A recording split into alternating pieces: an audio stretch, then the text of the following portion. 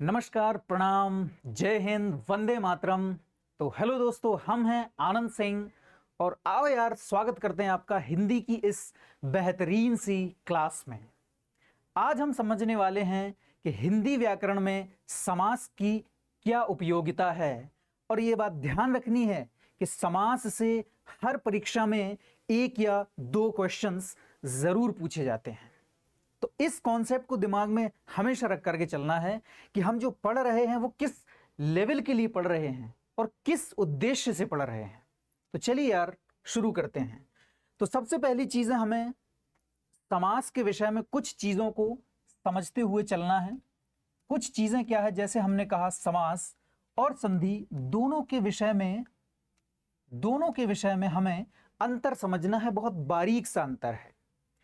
जब भी हम बात करते हैं समास की, तो समास में ये समझ करके चलना है कि जब भी हम कहेंगे कि दो ऐसे पद, एक पहले का पद एक बाद का पद, एक पहले का पद एक बाद का पद, बाद के पद को हम कहते हैं उत्तर पद और पहले पद को हम कहते हैं पूर्व पद। बात समझ में आ रही है? एक पहला पद एक दूसरा पद, पहले पद को पूर्व पद और दूसरे पद को उत्तर पद के नाम से जानते हैं। ठीक, तो समास में इसकी अगर हम परिभाषा की बात करेंगे तो इसकी परिभाषा होती है, जब दो पदों, ये जिसको हम कह सकते हैं शब्द, पदों का मेल हो। इस बात को समझते हुए चलना है, क्या हो भाई? जब दो पदों का मेल हो, ठीक, तो उसको हम समास कहते हैं। और वहीं संधि का विषय क्या होता है भाई?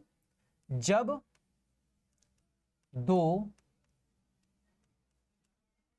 वर्णों का मेल हो, जब दो वर्णों का मेल हो। अब वर्ण के विषय में हमने पढ़ा है कि वर्णों का मेल कैसे होता है, कि जैसे मैंने लिखा पुस्तक प्लस आलय। अब समझने वाली बात यह है कि शब्द तो इसमें भी दो लिखे हैं, पद तो इसमें भी दो हैं, पूर्व पद और उत्तर पद, तो फिर वर्णों का मेल क्यों? और इस तरफ जैसे मैंने लिखा रसोई और दूसरा हमने यहां पर लिख दिया घर। ठीक, अब समझने वाली बात यह है कि यहां पर भी तो एक पूर्व पद है और यहां पर भी एक उत्तर पद है। ठीक है, इसको हम क्या बोलते हैं भाई? लिख देते हैं हम यहां पर, इसको बोलेंगे हम पूर्व पद। क्या बोलेंगे इसको हम पूर्व पद बोलेंगे और इसको उत्तर पद बोलते हैं। तो अब समझने वाली बात यह है कि यहां पर भी सर दो पद हैं और यहां पर भी दो पद हैं, तो फिर वर्णों और शब्दों में अंतर क्या हुआ? तो समझते हुए चलना है कि जब संधि की बात करते हैं तो संधि में पहले पद का आखिरी वर्ण, पहले पद का आखिरी वर्ण। अब इसमें आखिरी वर्ण क्या है? इसमें आखिरी वर्ण क्या है? तो जब हम वर्ण विच्छेद करना सीखते हैं, तो हम क्या सीखते हैं कि कोई भी व्यंजन यदि ऐसा लिखा हुआ है और अगर उसके नीचे हल चिन्ह नहीं है तो इसका मतलब उसमें छोटा आ है, और जैसे ही हल चिन्ह लगा दिया इसका मतलब इसमें से छोटा आ अलग हो गया। ठीक, तो पहले पद का आखिरी वर्ण, पहले पद का आखिरी वर्ण और आखिरी पद का पहला वर्ण आपस में जब मिलते हैं तब एक संधि होती है। ठीक, समास में क्या है कि पहला पद और दूसरा पद आपस में मिल जाएंगे लेकिन संधि नहीं करेंगे। संधि कब होती है? जब दो अलग अलग व्यक्ति मिलें और दोनों की कुछ अलग अलग शर्तों के आधार पर किसी एक तीसरे वर्ण की रचना हो जाए। जैसे हम कहानियों में सुनते रहे, इतिहास में सुनते रहे कि भाई उस राजा ने उस राजा से संधि करी। अब किस विषय पर संधि हुई? कि भाई वहां का जो पानी निकलता है वो निकलता रहेगा, ठीक, वहां से जो सामान आता है वो आता रहेगा, उसको रोका नहीं जाएगा। तो आपस में दो बातें रखी, दो शर्तें रखी और दोनों शर्तों को मर्ज करके एक तीसरी शर्त बना दी गई या एक तीसरा या बीच का रास्ता निकाल करके उसको पेश कर दिया गया, तो संधि हो गई। लेकिन इसमें मिलेंगे तो दोनों, इसमें दोनों मिलेंगे, लेकिन कोई भी संधि नहीं होगा, कोई नया शब्द नहीं बनेगा। बस इनके बीच में कुछ ऐसे चिन्ह होते हैं, कुछ कारक चिन्ह होते हैं, कुछ ऐसी विभक्तियां होती हैं, ठीक है, कुछ कंजंक्शंस या समुच्चय बोधक अव्यय होते हैं जिनको हटा करके इसको संक्षेप कर दिया जाता है, इसको छोटा कर दिया जाता है। तभी तो समास का अर्थ भी क्या होता है भाई? संक्षेप करना। क्या होता है भाई?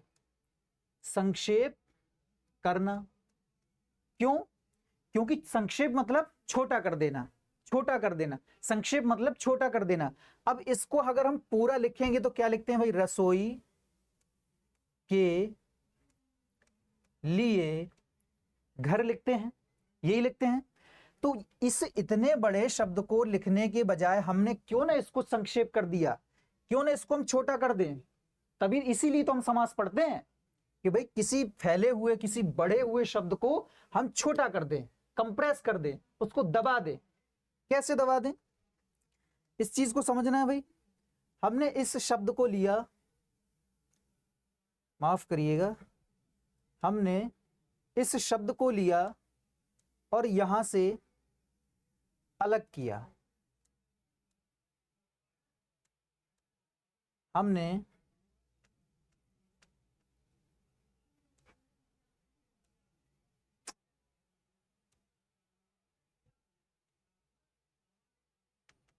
चलिए यार, वो समझ में नहीं आ रहा है।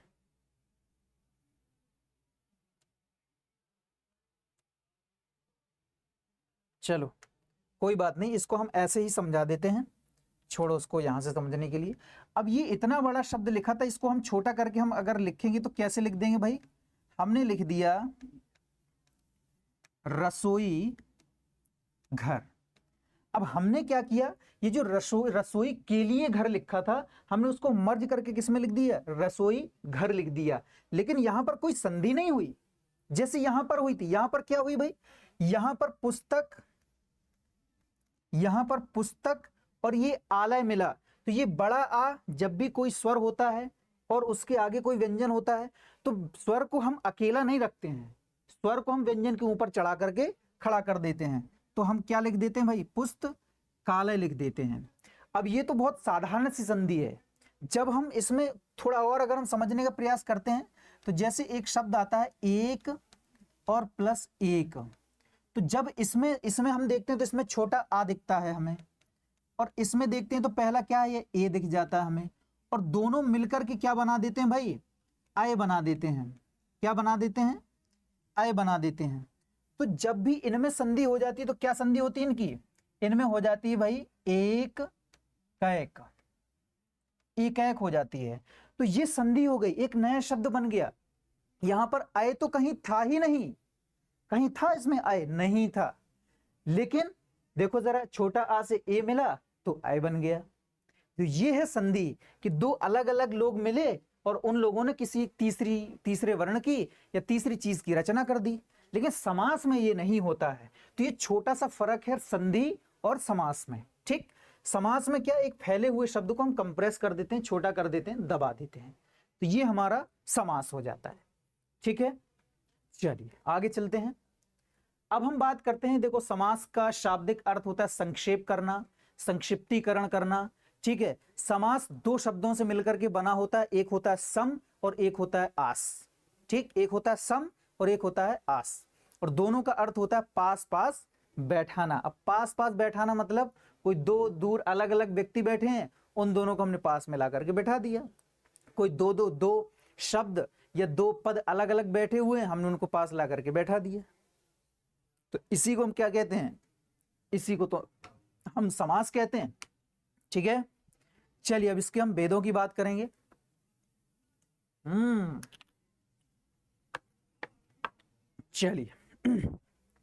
चलिए शुरू करें हम इसके भेदों के बारे में। जब भी हम समास के भेदों के विषय में बात करते हैं तो कुछ चीजें, हमें दो चीजें समझनी अत्यावश्यक हैं। वो दो चीजें क्या हैं? समास के भेदों को दो प्रकार से बांटा जाता है। दो प्रकार से कैसे सर? दो प्रकार से कैसे बांटा जाता है भाई? उसी विषय पर हम चर्चा करेंगे कि इसके दो भेद होते हैं। सबसे पहला एक तो होता है रचना के आधार पर, ठीक, रचना के आधार पर बांटा जाता है इसको, ठीक है। और दूसरा होता है इसको बनावट के आधार पर बांटा जाता है, ठीक है, बनावट के आधार पर बांटा जाता है, ठीक है। चलिए, आधार पर, ठीक है। अब ये रचना और बनावट के आधार पर क्या है भाई, तो जब भी हम बात करेंगे रचना, तो रचना मतलब शुरुआती। अब रचना किस तरीके से होती है, जैसे मैं किसी कंपनी की नींव रख दूं, जैसे मैं कहूं कि भाई मैंने विद्या वेदांता एकेडमी की नींव रख दी, तो उसका रचनाकार कौन है, उसका रचनाकार मैं हूं, उसको बनाने वाला मैं हूं। कोई कवि कोई नई कविता लिख दे तो इसका मतलब क्या होता है, उसको बनाने वाला कौन है, कवि है, उसने ही उसको रचा है। तो जब शुरुआती जो रूप होता है, जहां से वो उस चीज की शुरुआत हुई है, जहां से वो चीज आई है, वो वही तुम्हारा रचना होती है, वही तुम्हारी रचना के आधार पर होता है। कि जैसे एक कोई कंपनी नीचे से उठी, फिर उसमें से किसी एक कंपनी की 2-3 ब्रांचेस हो गई, तो देखो मेन कंपनी एक थी लेकिन ब्रांचेस बढ़ गई, तो मेन रचना के आधार पर कुल 4 हैं लेकिन फिर 6 हो गए। रचना के आधार पर केवल 4 हैं लेकिन फिर 6 हो गए, कैसे हो गए वो चर्चा करते हैं। तो रचना के आधार पर जब भी बात करी जाती है तो रचना के आधार पर कुल 4 भेद होते हैं, और बनावट के आधार पर फिर कुल 6 भेद हो जाते हैं। इसमें 2 की बढ़ोतरी हो जाती है। अब वो 2 की बढ़ोतरी कैसे होती है, इसमें सबसे पहले हम चर्चा कर लेते हैं। चलिए, सबसे पहले हम बात करेंगे, इसमें आता है तुम्हारा अव्ययी भाव समास, ठीक है, अव्ययी भाव समास आता है। दूसरे नंबर पर आता है हमारा तत्पुरुष समास। दूसरे नंबर पर क्या आता है भाई, तत्पुरुष समास आ जाता है। तीसरे नंबर पर आता है हमारा द्वंद्व समास, ठीक है, क्या आता है भाई हमारा द्वंद्व समास आ जाता है। चौथे नंबर पर बहुव्रीहि समास आ जाता है। क्या आ जाता है भाई, बहुव्रीहि समास आ जाता है। ये कुल 4 हमारे भेद हैं। अब ये किस तरीके के भेद है भाई, ये रचना के आधार पर है। अब ये रचना के आधार पर ही क्यों ऐसे हैं, इस चीज को समझना है। तो जब भी हम बात करते हैं तो इनमें एक हमने बताया आपको, एक उत्तर पद, एक पूर्व पद होता है और एक उत्तर पद होता है। एक पूर्व पद होता है और एक उत्तर पद होता है। 2 प्रकार के पद होते हैं, पूर्व मतलब पहले, उत्तर मतलब बाद में। पूर्व मतलब पहले और उत्तर मतलब बाद में, ठीक। अब इसमें 2 पद होते हैं। अब इनमें से एक पद ऐसा होता है जो प्रधान होता है। प्रधान का मतलब गांव का प्रधान नहीं, प्रधान का मतलब मुख्य, प्रधान का मतलब मुख्य। अब ये सर मुख्य, ये मुख्य क्या है, मुख्य का मतलब ये है, मुख्य का मतलब ये है कि भाई जो भी, जो पूर्व पद हो या उत्तर पद हो, जो बल प्रकट कर दे, शब्द में परिवर्तन कर दे, शब्द के विकारी और अविकारी होने में भी परिवर्तन कर दे, वही तो मुख्य है। भाई यहां आकर के कोई आकर के मुझे मना कर दे कि नहीं सर आप क्लास नहीं लेंगे, तो क्या मैं क्लास लूंगा, नहीं लूंगा। क्यों नहीं लूंगा, क्योंकि कोई मुख्य होगा जो हमें मना करेगा, कोई मुख्य होगा जिसने हमें क्लास लेने के लिए कहा है, ठीक। तो मुख्य आदमी वही होता है जिसके आधार पर चीजें परिवर्तित होती हैं, जिसके आधार पर चीजें बदलती हैं, जिसके आधार पर चीजें चलती हैं, ठीक है। तो यही मतलब होता है। तो जब हम अव्ययी भाव समास की करते हैं तो इसमें जो पूर्व पद होता है, पहला पद होता है, वो प्रधान होता है। तो मैं कह सकता हूं कि पूर्व पद प्रधान हो जाता है, ठीक। मैं कह सकता हूं कि पूर्व पद प्रधान, ठीक। चलिए आगे बढ़ते हैं भाई। अब हम इसको मिटाएंगे, ठीक है, हम इसको मिटाएंगे। पूर्व पद और उत्तर पद हमने आपको बता दिए हैं, इस बात का ध्यान रखना है, ठीक है। चलिए, और जब तत्पुरुष समास की बात करते हैं तो तत्पुरुष समास में उत्तर पद प्रधान होता है। इसमें पूर्व हो गया, इसमें उत्तर पद प्रधान हो जाएगा। आपका क्या हो जाएगा? इसमें उत्तर पद प्रधान हो जाएगा। और द्वंद्व समास में दोनों पद प्रधान हो जाएंगे। द्वंद्व समास में दोनों पद प्रधान हो जाएंगे। और बहुव्रीहि समास में कोई भी पद प्रधान नहीं। क्या भाई? कोई भी पद प्रधान नहीं,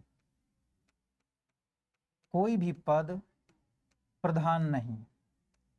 इसकी डेफिनेशन थोड़ी बड़ी हो सकती है, प्रधान नहीं, या इसको हम स्लैश लगा करके ये भी कह सकते हैं कि कोई तीसरा पद प्रधान। क्या कह सकते हैं भाई हम? कि कोई तीसरा पद प्रधान। ठीक, कोई तीसरा पद प्रधान। इतनी बात समझ में आ रही है कि कोई तीसरा पद प्रधान। अब रचना यही है आपकी। देखो जरा, अव्ययी मतलब आ, छोटा आ, पहला पद प्रधान। अव्ययी मतलब आ, पहला पद प्रधान, पूर्व पद प्रधान, आगे का पद प्रधान। तत्पुरुष दूसरे नंबर का तो दूसरा पद प्रधान, उत्तर पद प्रधान, बाद का पद प्रधान।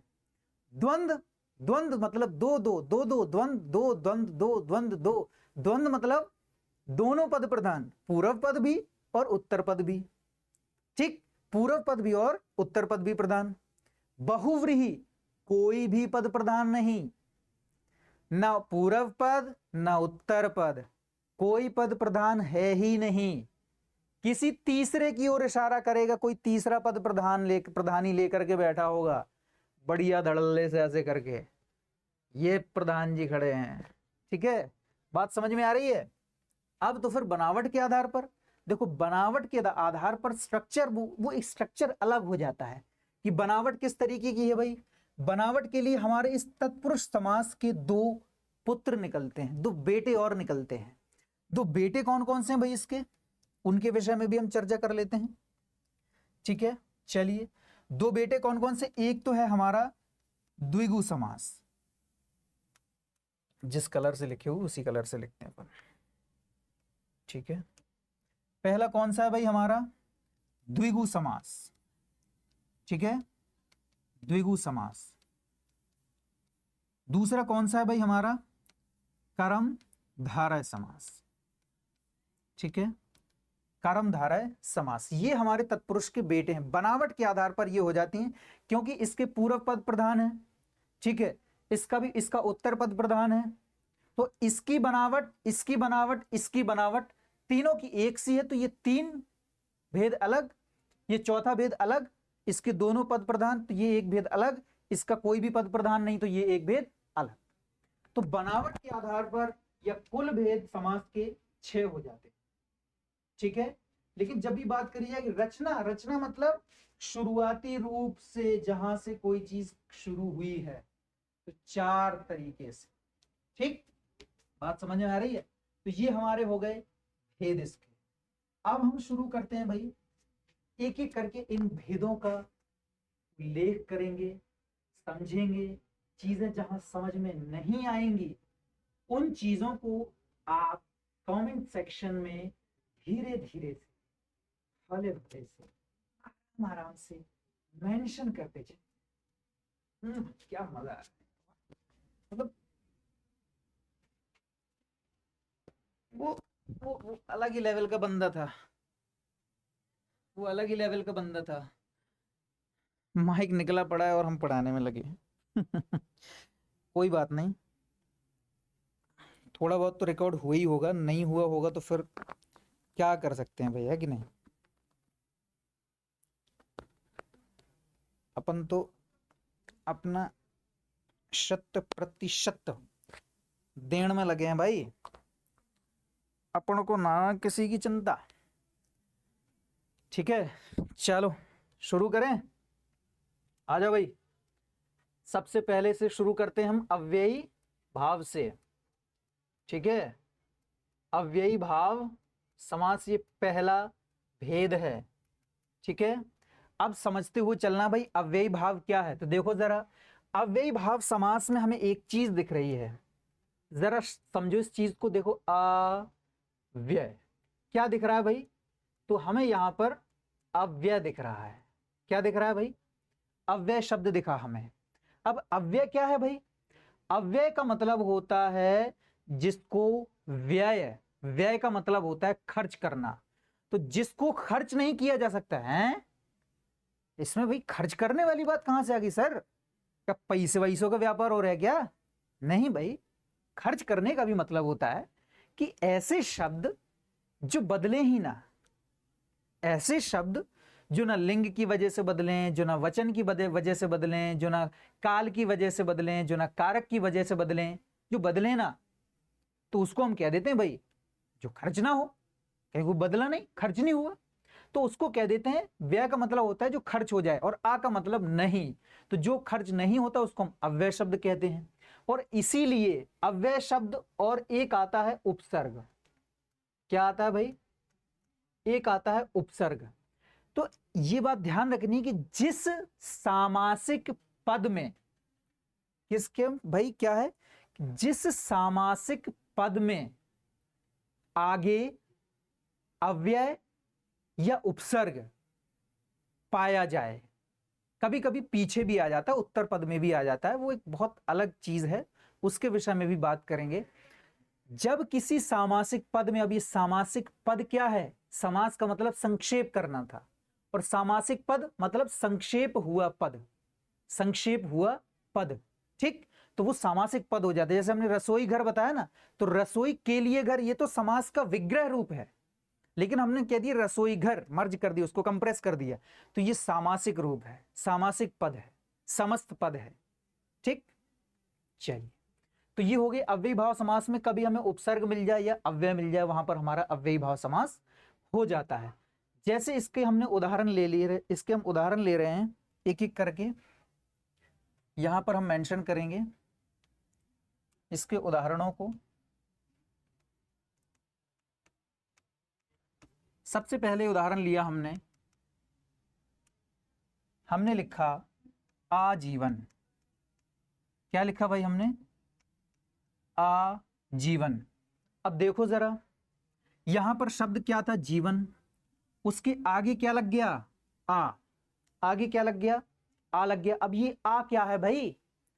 तो सर आ तो एक उपसर्ग है, आ तो एक उपसर्ग है, और जब ये आ उपसर्ग है, तो जब हमें चाहिए क्या भाई? हमें तो पद में, सामासिक पद में पहले नंबर पर उपसर्ग या फिर अव्यय शब्द चाहिए, और सर वो मिल गया। तो ये कौन सा हो गया भाई? ये हो गया हमारा अव्ययी भाव समास। अब इसका विग्रह भी तो होता है सर, क्योंकि समास का विग्रह भी तो होता है। समास का मतलब तो हो गया भाई पास पास बिठा दिया, लेकिन उसका उल्टा भी तो होता है, विग्रह भी तो होता है, तो समास का उल्टा विग्रह हो जाता है, ठीक है? जब इसको हम फैला करके रख देंगे, जब इसको हम फैला करके लिख देंगे तो विग्रह हो जाता है। तो आजीवन का मतलब हो जाता है जीवन भर। क्या हो जाता है भाई? जीवन भर हो जाता है, ठीक है? अगला आता है, जैसे हमने लिखा प्रत्येक। क्या लिखा हमने लिख दिया प्रत्येक।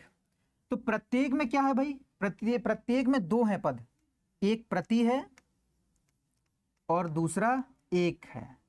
तो देखो जरा, ये पूर्व पद है और ये उत्तर पद है, ये पूर्व पद है, ये उत्तर पद है।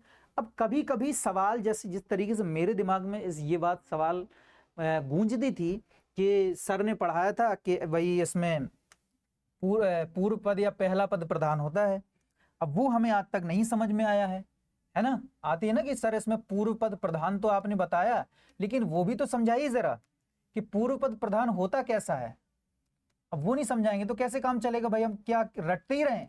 तो नहीं भाई, हमारी कक्षा में रटने की आवश्यकता नहीं है, क्योंकि हम रटते नहीं हैं, हम खुद नहीं रटते, इसलिए हम रटने की सलाह भी नहीं देते हैं। तो पूर्व पद प्रधान कैसे होता है? देखो जरा, इस स्ट्रक्चर से समझते हैं। इसमें दो पद हैं, इसमें दो पद हैं, इन चीजों को समझना है हमें, यहां से हम समझेंगे। इसमें दो हैं, एक तो है हमारा आ और दूसरा है हमारा जीवन, ठीक? अब बताओ जरा, जीवन शब्द अपने आप में क्या है? केवल जीवन शब्द। तो सर जीवन शब्द अपने आप में क्या है? संज्ञा है। कौन सी संज्ञा है सर? सर भाववाचक संज्ञा है। ठीक, भाववाचक संज्ञा है क्योंकि जीवन फील किया जाता है, जीवन महसूस किया जाता है। तो अब इसमें ये आ शब्द था, एक संज्ञा शब्द को उसने आ गया तो वो अव्यय बना दिया, पूरे शब्द को उसने, इस पूरे शब्द को अव्यय बना दिया। मतलब कि ये आ अकेला आकर के जीवन के साथ जुड़ गया तो ये पूरा का पूरा जो शब्द था, इस जीवन शब्द को भी उसने अव्यय बना दिया। जीवन, आजीवन मतलब जीवन भर, क्रिया विशेषण अव्यय, क्रिया विशेषण क्या, कालवाचक क्रिया विशेषण अव्यय। वह आजीवन पढ़ता रहता है, वह आजीवन लिखता रहा, वह जीवन भर लिखता रहा। कब तक लिखता रहा, तो जीवन भर लिखता रहा। बात समझ में आ रही है? तो एक शब्द था जो कि संज्ञा था, लेकिन एक शब्द आया जो कि उपसर्ग था, लेकिन आ करके इसने तहस नहस कर दिया, संज्ञा शब्द को अव्यय बना दिया। तो भाई परिवर्तन किसने किया, इस उपसर्ग ने।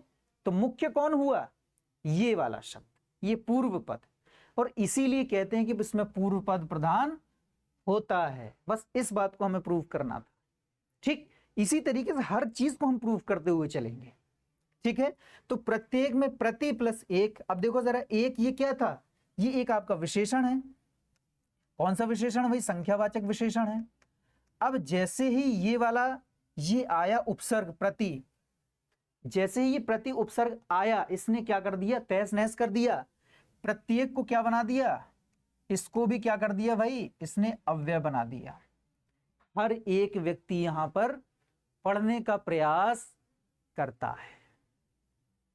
अब एक था तो विशेषण था, एक था तो विशेषण था, लेकिन जैसे ही ये प्रत्येक हो गया, ये भी तो अव्यय बन गया, ये भी तो अव्यय बन गया। बस इसी चीज को ध्यान रखना है कि इसमें पूर्व पद जो होता है वो प्रधान होता है। ठीक है, लेकिन कभी कभी ये उपसर्ग पीछे भी आ जाते हैं, अव्यय शब्द पीछे आ जाता है। कैसे पीछे आ जाता है, जैसे मैंने एक शब्द लिखा संतोष पूर्वक, संतोष पूर्वक, तो इसमें क्या हो जाता है, ये जो पूर्वक शब्द है ये हमारा अव्यय शब्द होता है। तो ये कुछ ऐसे होते हैं जिनका हम चार्ट हम आगे बाद में समझ लेंगे। सबसे पहले हम इनको समझते हुए चलते हैं। तो ये हो गया हमारा अव्ययी भाव समास। क्लियर है कि नहीं है? देखो, जहां भी कोई चीज समझ में ना आए तो बताते हुए चलना। ठीक, इसका हम एक और उदाहरण लेंगे, यहां पर केवल एक उदाहरण लेंगे। ठीक है, चलिए, हमने लिखा यथा संभव, यथा संभव। देखिए जरा, संभव इसमें एक अलग, संभव इसमें एक अलग शब्द है। क्या है भाई, संभव इसमें एक अलग शब्द है और यथा इसमें एक अलग शब्द है। ये पूर्व पद है और ये उत्तर पद है। अब इसमें पूर्व पद क्या होता है भाई, प्रधान होता है, और उत्तर पद प्रधान नहीं होता है। तो यथा संभव, तो इसका जब हम विग्रह कर देते हैं तो क्या हो जाता भाई, संभावना के अनुसार। क्या हो जाता भाई, संभावना के अनुसार। देखो एक चीज ध्यान रखना, बहुत ज्यादा विचार विमर्श मत करना।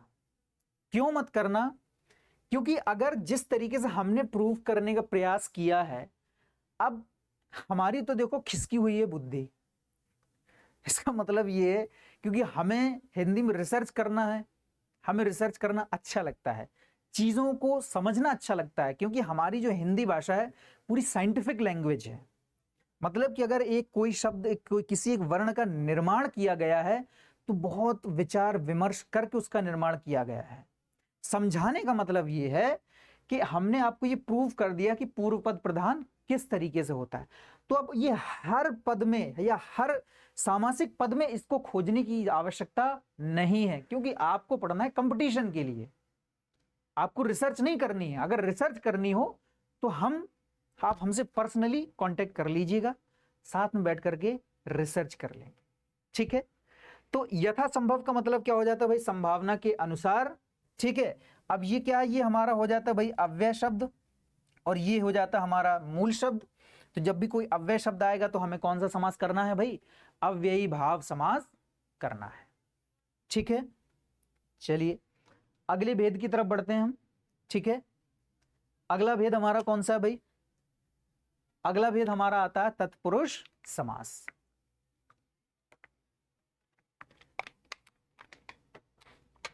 चलिए भाई दूसरे की बात करते हैं हम। दूसरा हमारा तत्पुरुष समास आ जाता है। क्या आ जाता है भाई? अब ये सर तत्पुरुष समास क्या है भाई? तो आओ यार शुरू करते हैं, बताते हैं तुम्हें ये तत्पुरुष समास क्या है। ठीक, हमने कारक पढ़े हैं। क्या पढ़े हैं हमने भाई? हमने कारक पढ़े हैं। कारक कितने प्रकार के होते हैं भाई? तो सर कारक तो 8 प्रकार के होते हैं। कितने प्रकार के होते हैं? 8 प्रकार के होते हैं। कौन कौन से होते हैं? तो शुरू करो, देखो भैया यार बताना शुरू करो। सबसे पहले होता है हमारा कर्ता ने, दूसरा होता है हमारा कर्म को, तीसरा होता है हमारा कारण से, चौथा होता है हमारा संप्रदान को या के लिए। ठीक है, पांचवा होता है हमारा अपादान से। अब अपादान से दो बार क्यों सर? इसमें भी से, इसमें भी से है। तो अपादान से जब किसी चीज में अलगाव उत्पन्न हो या कोई चीज दूर जा रही हो, एक दूसरे से अलग अलग हो रही हो। ठीक, अपादान से अलग। इसके बाद संबंध, संबंध का, के, की, इसमें इतने ही पढ़ने हैं। ठीक है, इसके बाद अधिकरण, अधिकरण, अधिकरण में क्या हो जाता है? में, पे और पर। ठीक, यहां करण एक और लिख लेना, से, के, द्वारा। ठीक, और इसको समझते हुए चलना कि ये साधन के लिए इस्तेमाल होता है। ये हमारे क्या होते हैं भाई? कारक चिन्ह होते हैं 8 प्रकार के। ठीक है, अब यही तत्पुरुष समास को हमें पढ़ना होता है। जब भी हम इसकी परिभाषा की बात करते हैं तो इसकी परिभाषा की अगर हम बात करेंगे तो क्या लिखेंगे? जब दो पदों के बीच में, दो पद हैं, एक पूर्व पद है, एक उत्तर पद है, और उन दो पदों के बीच में किसी कारक चिन्ह का या किसी विभक्ति का आगमन हो जाए, उसको हम क्या कहते हैं? तत्पुरुष समास कहते हैं। तो इस परिभाषा को हम बहुत ही शॉर्ट फॉर्म में लिखेंगे। कारक चिन्हों का, कारक चिन्हों का, अब क्योंकि हम समास पढ़ रहे हैं तो समास का मतलब तो भाई आना थोड़े ना होता है। समास का मतलब तो भाई पास पास आ जाना होता है। तो अगर हम कारक चिन्हों को अगर हम बीच में लिख देंगे, रख देंगे, तो फिर तो वो पहला पद और दूसरा पद अलग अलग हो जाए, दूर दूर हो जाएंगे। तो कारक चिन्हों का लोप, लोप का मतलब होता है छिप जाना। क्या हो जाता है भाई? छिप जाना। ठीक, अब कितनी प्रकार से भाई कैसे होता है? जैसे मैंने इसके लिए एक उदाहरण लिखा, मैंने राजपुत्र। ठीक, ये मैंने शब्द लिखा। अब ये क्या है भाई? अपने आप में सामासिक पद है, समास है। अब इसका हम विग्रह करेंगे तो कैसे करेंगे भाई? विग्रह करने के लिए हमने लिखा राजा का पुत्र। अब समझो जरा इस बात को। राजपुत्र हमने लिखा, हमारा सामासिक पद है राजपुत्र, लेकिन हमने इसको विग्रह में क्या किया? राजा का पुत्र लिख दिया। अब इसमें बताइए जरा, इसमें कारक चिन्ह क्या है भाई? कारक चिन्ह क्या है इसमें? बताइए जरा, कारक चिन्ह क्या है इसमें? तो कारक चिन्ह हमारा है का। अब का किसका होता है? संबंध का, के, की। कौन सा होता है भाई? संबंध का, के और की। तो तत्पुरुष समास वही होंगे जिनमें कारक की विभक्तियां होंगी। जिनमें तुम्हें कारक की विभक्तियां मिल जाएं, जिन विग्रह पदों में समझ लेना वो तत्पुरुष समास है आपका। ठीक, कैसे? देखो जरा, एक तो ये बात तो हमारी क्लियर है, इतना तो हमें समझ में आ गया। अगला मैंने लिखा रसोई घर। बड़ा फेवरेट शब्द है ये हमारा, रसोई घर। ठीक है, जैसे ही हमने इसका विग्रह किया, हमने किया कि रसोई के लिए घर। ठीक, अब बताओ जरा, देखो जरा यहां पर हमने कहा रसोई के लिए घर। ठीक, तो देखो जरा इसमें क्या है, इसमें विभक्ति चिन्ह क्या दिख रहे हैं? के लिए। क्या दिख रहा है भाई? के लिए। इसको हम इस तरीके से मार्क करें। क्या दिख रहा है हमें? के लिए। अब देखो जरा, ये हमारा हुआ क्या भाई? ये है हमारा पूर्व पद और ये है हमारा उत्तर पद। ठीक, इनके बीच में क्या आ गया? ये आ गया शब्द के लिए। शब्द क्या आ गया? के लिए। तो यही तो हमारा कारक चिन्ह है, यही तो हमारी विभक्ति है। और ये कहां पर है भाई? देखो जरा, संप्रदान को के लिए, ये है हमारे। ठीक है, तो यहां पर भी कौन सा समास हो जाता है हमारा भाई? तत्पुरुष समास हो जाता है। ठीक, एक और उदाहरण की बात करेंगे, इसके बाद हम अगले भेद की ओर चलेंगे।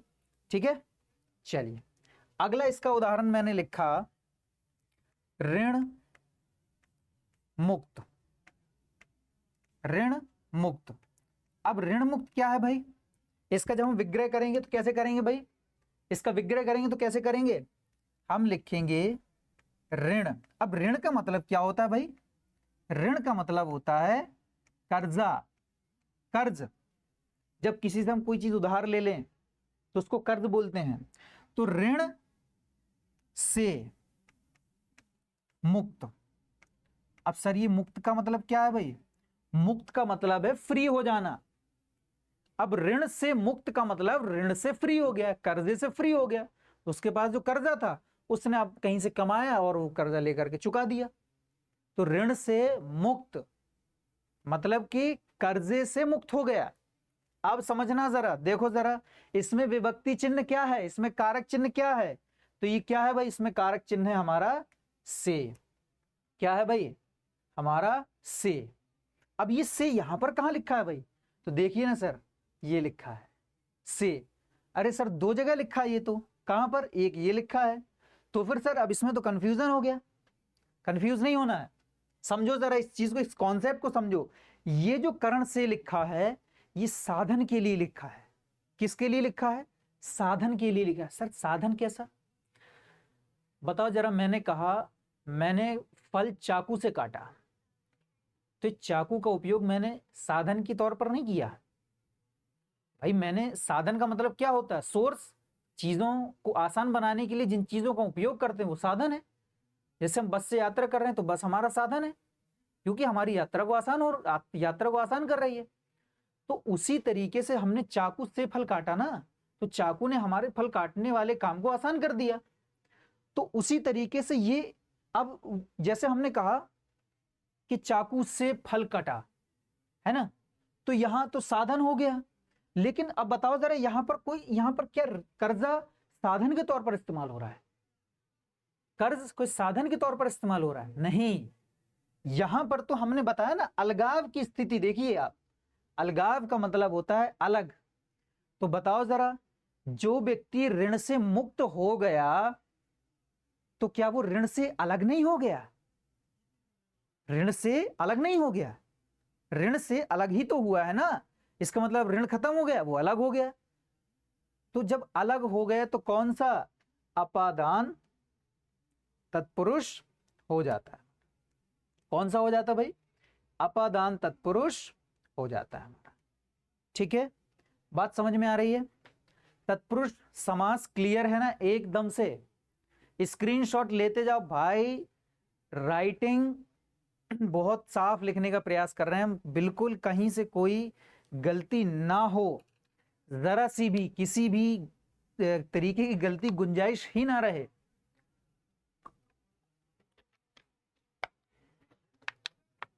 पानी की बोतल यार सही नहीं, क्या करें, लेकिन काम चलाना पड़ता है ना, तो प्यास लगेगी, बोलना पड़ता है, यहां से आवाज निकलती, यहां से तो ज्यादा बोलना पड़ता है ना, तो फिर दिक्कत होती है ना। चलिए यार तीसरे की ओर बढ़ते हैं अपन, है ना, समय बर्बाद नहीं करते हैं अपन। अब चलिए यार आ जाइए। तीसरा हमारा कौन सा है भाई? तो तीसरा हमारा हमें पढ़ना है, हम इसके उन भेदों को के विषय में बाद में पढ़ेंगे, तत्पुरुष के, ठीक है। पहले हम चलते हैं भाई, अच्छा हाँ, इस बात को हम प्रूव कर दें कि जो तत्पुरुष समास होता है, जो तत्पुरुष समास होता है, इसका उत्तर पद प्रधान होता है। क्या होता है भाई? इसका उत्तर पद प्रधान होता है। इस बात को भी हम जरा समझा दें आपको, इस बात को भी जरा समझ लीजिए, नहीं तो फिर कभी ऐसा ना हो कि रात में नींद ना आए तुम्हें, है ना। जैसे हमने लिखा,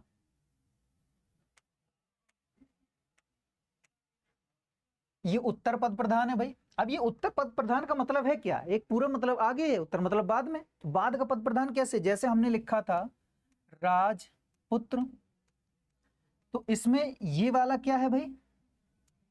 ये है हमारा पूर्व पद और ये है हमारा उत्तर पद। तो उत्तर पद प्रधान का मतलब क्या है? जो मुख्य हो, जिसकी बात हो रही हो, जिसके आधार पर चीजें बदलें, चीजें परिवर्तित हो, चीजें शुरू हो।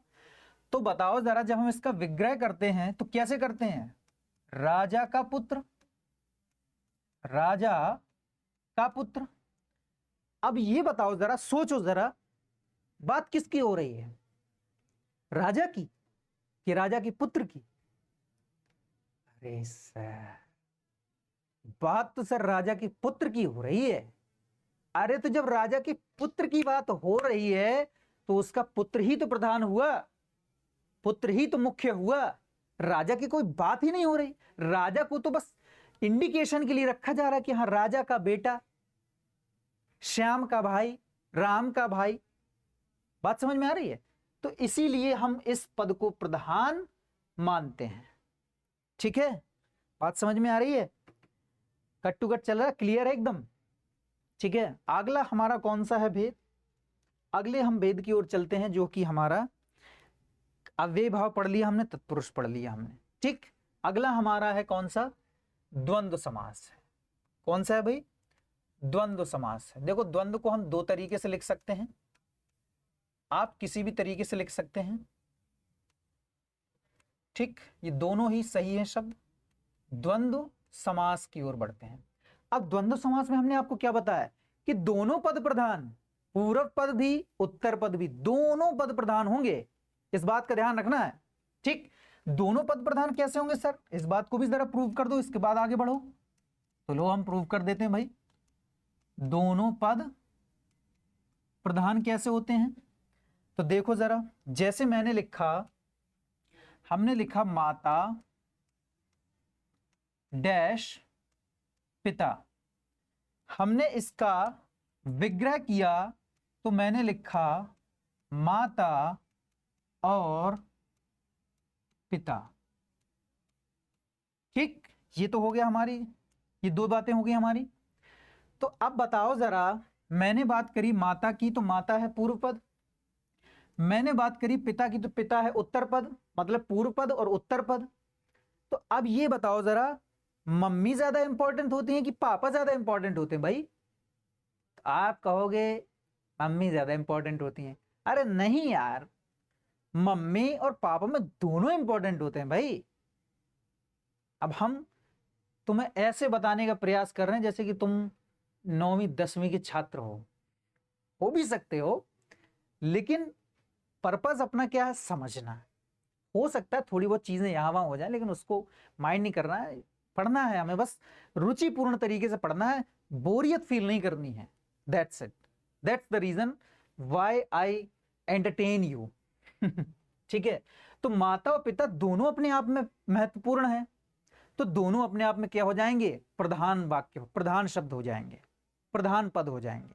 तो इसीलिए द्वंद्व समास में जितने भी पद होते हैं, जो भी पद होते हैं, पूर्व पद और उत्तर पद, दोनों पद प्रधान होते हैं, ठीक। जैसे हमने लिख दिया, एक और उदाहरण लिख देते हैं भाई। मैंने लिख दिया पाप पुण्य। ठीक, अब बताओ जरा, इसका हमने विग्रह किया तो क्या हुआ भाई? इसका हमने विग्रह किया तो पाप पाप या पुण्य, ये दूसरी तरीके से हम क्या देते हैं, पाप और पुण्य, दोनों तरीके से क्या देते हैं भाई हम, दोनों तरीके से क्या देते हैं हम, ठीक, पाप और पुण्य। अब बताओ जरा, क्या ऐसा है कि पाप ही केवल पाप इंपॉर्टेंट है? क्या केवल पाप इंपॉर्टेंट है? नहीं भाई, पुण्य भी तो इंपॉर्टेंट है। पाप कब तक करेंगे?